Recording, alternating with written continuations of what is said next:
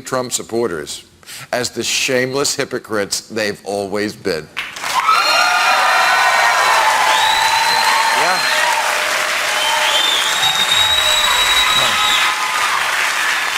I don't know if you noticed, but Republicans didn't get to play the Jesus card this time around because it's hard to bring up the Ten Commandments when your candidate spent his life breaking all of them. Trump's commandments are like the regular commandments with LOL at the end. Adultery? Check. Cursing? Listen, you motherfuckers. Check. Stealing? Check. Bearing false witness? Wrong. Check. False idols? Oh yeah. He is the world's least godly man. Jesus saw the good in whores and lepers, but if he met Donald Trump, he'd go, sorry man, that's a pre-existing condition. But I still think we are owed an explanation from the values voters as to how they could line up behind Trump, a man who loves to say, nobody loves the Bible more than I do, but when asked, couldn't name a single passage. Even Sarah Palin said, oh, for fuck's sake, it's not a newspaper, and called 2 Corinthians 2 Corinthians. As in 2 Corinthians walk into a bar. He also once accepted Jesus Christ as his personal Lord and Tailor. Trump has nothing in common with Jesus, who was from the Middle East. Trump wouldn't even let him in the country. Jesus healed the blind. Trump mocks the handicapped. Jesus turned the other cheek. Trump grabs your pussy. Jesus turned water into wine. Trump just whines. The Bible says, thou shalt not covet thy neighbor's wife. Trump says, fine, what about my daughter?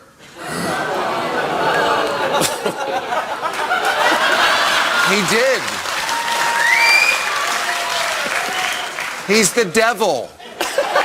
What part of pleased to meet you, hope you guess my name, don't you understand? For the foul-mouthed, thrice-married pussy grabber. With one exception, and I never thought I would hear myself say this, but let's hear it for the Mormons. The Mormons who bailed on Trump bigly. White evangelicals go for Trump over Hillary 75-14, but only 19% of Utah Mormons have a favorable view of Orange Hitler. Because apparently the Mormons believe you shouldn't vote for a lying, infantile scumbag just because he's on your team. Yeah. And they're Mormons. They'll believe almost anything.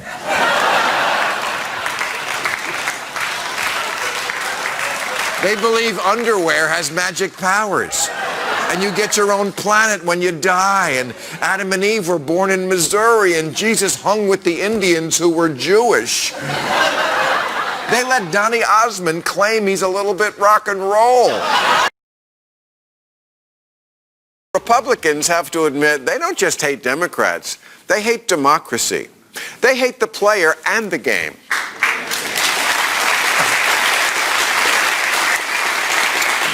This is a real picture of Mitch McConnell after he won the vote against hearing from witnesses at Trump's impeachment trial. That's his O face. So stop saying Republicans don't have principles. They do. They are deeply committed to all things undemocratic. Get this week. Get this. Last week, the deep red conservative counties of Virginia threatened to secede and join West Virginia, creating a new state called Fatsylvania.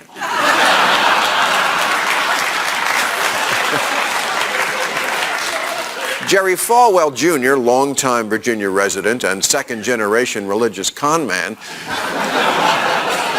said many counties in Virginia are taking a long, hard look at escaping the barbaric, totalitarian, and corrupt Democratic regime. Wow, totalitarian?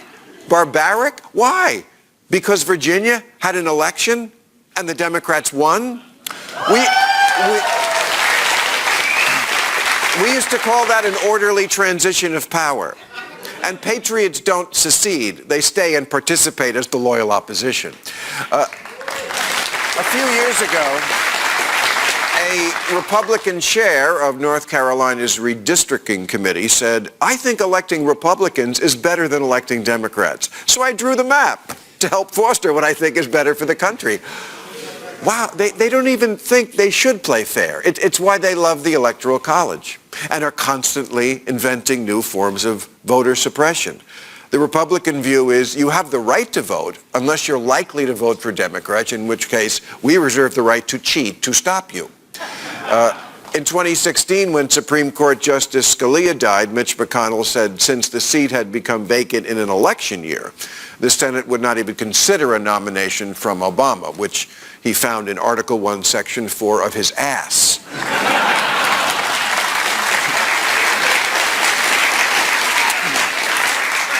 Mitch said, "Even though I know the Constitution is clear that when a Supreme Court slot comes open, the sitting president gets to fill it, and it's my job as a senator to make that happen, that's the old America, a nation of laws.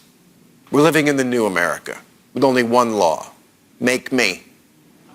Make me." You know, when a country slides into authoritarian rule, you don't get a text alert.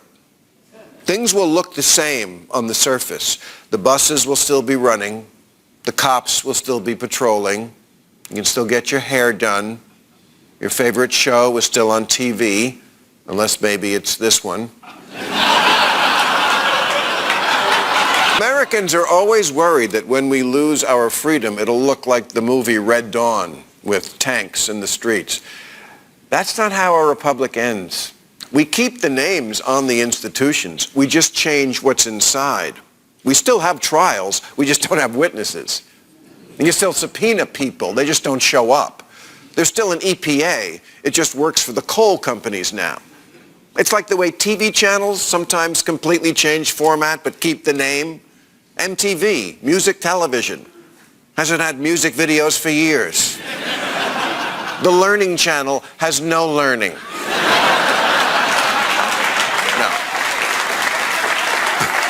The Learning Channel has Honey Boo Boo and America's Worst Tattoos and Family by the Ton. That's us now. When Rome stopped being a republic, it didn't stop having a Senate, and neither have we. It's just more like student government now. Because that's what dictators do. Russia has a pretend parliament.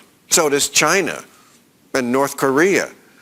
Just about every week here, I ask some Democrat, what's the plan for dealing with this new paradigm that I believe we're already living in? And invariably, they just laugh it off. But this is not funny. Things are so bad. What I've been thinking lately is the fact that Bernie Sanders controls an angry mob is actually a positive. Because at least Sanders people will fight